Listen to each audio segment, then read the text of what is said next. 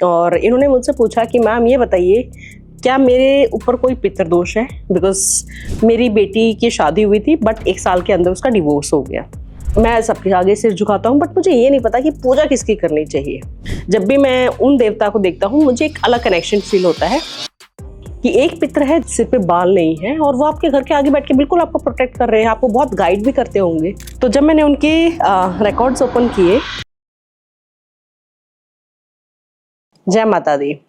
जब भी Akashic reading का एक्सपीरियंस आप सोचते होंगे कि मैम का एक और एक्सपीरियंस आ गया, तो एक थॉट जो मन में बन गया है, जो मैं कमेंट से देख पा रही हूँ, समझ पा रही हूँ कि कहीं ना कहीं एक ये बन गया कि उसमें सारे ही ड्रावने एक्सपीरियंस है, एक और हॉरर स्टोरी होगी। नहीं, ऐसा नहीं है। अगर मैं दिन की 6 रीडिंग कर रही हूँ, 7 कर रही हूँ, जितनी भी कर रही हूँ, तो उसमें एक तो हॉरर होता है, 1-2 ब्लैक मैजिक, पित्र अलग अलग होते हैं सबके। आज जो मैं एक्सपीरियंस बताऊंगी ये मैं आपको वो बताऊंगी जो मैं सबसे ज़्यादा फेस कर रही हूँ आजकल। ये जो क्लाइंट थे ये मेरे पास आए एंड इनकी एज 60s में थे और इन्होंने मुझसे पूछा कि मैम ये बताइए क्या मेरे ऊपर कोई पितृदोष है, बिकॉज मेरी बेटी की शादी हुई थी बट 1 साल के अंदर उसका डिवोर्स हो गया। सेकेंडली, मैंने एक प्लॉट लिया हुआ है, मुझे वहाँ घर बनाना चाहिए कि नहीं बनाना चाहिए, वो मुझे फ़ायदे में रहेगा कि नहीं रहेगा। तीसरी चीज़, आने वाले टाइम में क्या कोई सीवियर बीमारी कुछ ऐसा होने वाला है मेरे साथ, कुछ ऐसा हो सकता है। चौथी चीज़, हम हस्बैंड वाइफ जो हैं मतलब साथ में कब तक है, लाइक पहले इस दुनिया को छोड़कर कौन जाने वाला है। पांचवी चीज़ कि मेरे ऊपर ब्लेसिंग किसकी है, क्योंकि मैं सबके आगे सिर झुकाता हूँ बट मुझे ये नहीं पता कि पूजा किसकी करनी चाहिए, आप मुझे बताइए। लेकिन उन्होंने एक चीज़ और बोली कि कहीं ना कहीं मुझे पता है एक कनेक्शन, मुझे सिर्फ जब भी मैं उन देवता को देखता हूँ मुझे एक अलग कनेक्शन फील होता है, बट मैं थोड़ा सा श्योर होना चाहता हूँ कि जो मैं देखता हूँ, जो मैं फील करता हूँ, क्या वो सही है। ये क्वेश्चन जो मैंने आपको बताया ये आप लोगों के इसलिए बता रही हूँ सो दैट आपको भी पता चल जाए कि कैसे क्वेश्चंस कर सकते हैं, बिकॉज बहुत से लोग नए होते हैं जिनको नहीं पता है कि आकाशिक में कैसे क्वेश्चंस कर सकते हैं। तो आप कुछ भी कर सकते हैं, जो भी आपका मन करे। तो जब मैंने उनके रिकॉर्ड्स ओपन किए तो सबसे पहले ऑब्वियसली जैसे मैंने बताया कि आपको भी सबसे पहले यही पूछना चाहिए कि हम पर ब्लेसिंग किसकी है।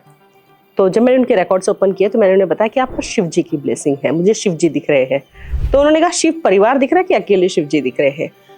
उनके केस में अकेले शिव जी मुझे दिख रहे थे, जो मैंने उन्हें बताया। तो उन्होंने कहा आप बिल्कुल सही कह रहे हैं, क्योंकि रिसेंटली मैंने केदारनाथ विजिट किया था एंड मुझे बहुत ही एक अलग कनेक्शन फील हुआ।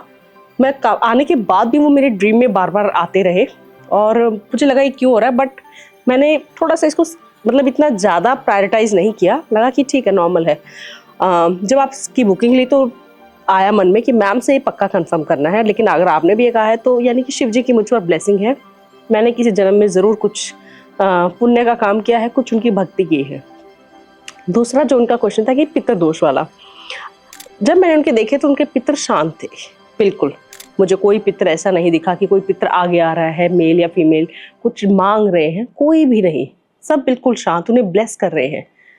तो मैंने उन्हें वही कहा और मैंने उन्हें ये भी बताया कि एक पितृ है जो आपका ऐसा जिनकी एज अराउंड 80s में है, मतलब 75 अबाव, एंड सिर पे बाल नहीं है और वो आपके घर के आगे बैठ के बिल्कुल आपको प्रोटेक्ट कर रहे हैं, आपको बहुत गाइड भी करते होंगे। तो वो तो पहचान तो गए वो। तो उन्होंने कहा मैम पक्का पितृदोष नहीं है, ये तो हम पहचान गए कौन है, अब पितृदोष पक्का नहीं है। मैंने कहा नहीं। तो उन्होंने कहा मैम हम तो हर जगह से यही सुन रहे हैं कि पितृदोष है, पितृदोष है। तो मैं थोड़ा सा इस फैक्ट को क्लियर करना चाहती हूँ कि देखिए लाइफ में जब भी कुछ हो रहा है हम सारा ब्लेम उन पर नहीं डाल सकते जिन्हें हम देख नहीं सकते हैं, ये बहुत ही गलत है। आपकी लाइफ में आपके ग्रह आपका साथ नहीं दे रहे हो सकता है कुछ आपके कर्म आगे आ रहे हैं, आप दान पुण्य कुछ नहीं कर रहे हैं, आपको कोई कर्ज हो सकता है, पास्ट लाइफ का कुछ कनेक्शन हो सकता है।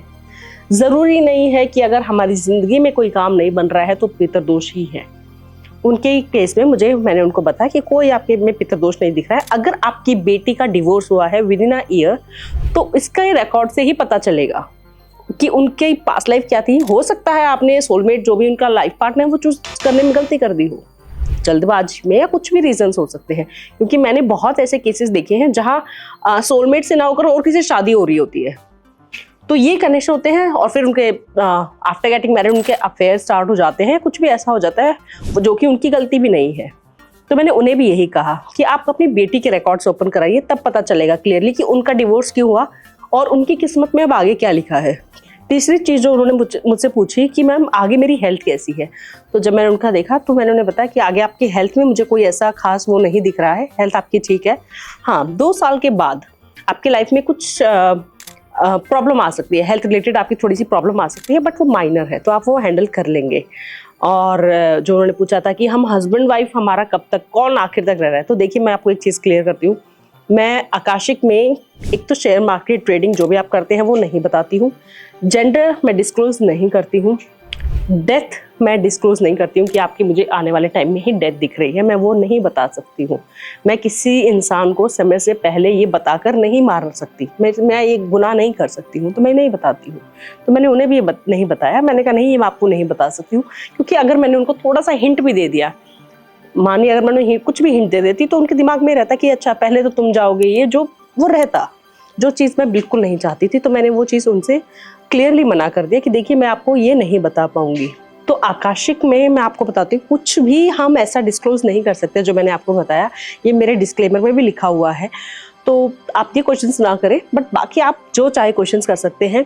पितृ जो होते हैं, मैंने उनको एक और चीज़ बताई कि जब भी पितृ होते हैं वो हमारे कभी भी घर की बेटी को तंग नहीं करते हैं। दूसरी बात, बेटी की शादी होने के बाद जिस घर में उसकी शादी हुई है वहाँ के पितृ होंगे, आपके पितृ वहाँ नहीं जाएंगे। किसी भी बेटी को अपने मायके के पितृ पूजने की जरूरत नहीं है। वो मैंने उनको थोड़ा सा बताया तो वो बहुत खुश हुए कि थैंक यू मैम, आपने इतना डिटेल में हमें बताया। और ये मैंने इसलिए भी शेयर किया ये एक्सपीरियंस, क्योंकि बहुत लोगों के कमेंट थे कि हर बार आप ब्लैक मैजिक और यही शेयर करते हो, आप नॉर्मल कुछ अलग भी एक्सपीरियंस शेयर करिए, तो इसलिए मैंने ये शेयर किया। अगर आप कमेंट्स में ज़रूर मुझे थोड़ा सा गाइड करिए, बताइए कि मैं क्या मैं शेयर कर सकती हूँ यूट्यूब पे, कैसे और अपने बारे में आप लोगों तक पहुँचा सकती हूँ, जो आप लोग जानना चाहते हैं मेरी लाइफ के बारे में, प्लीज़ कमेंट्स में बताइएगा। जय माता दी, जय संतोषी माँ।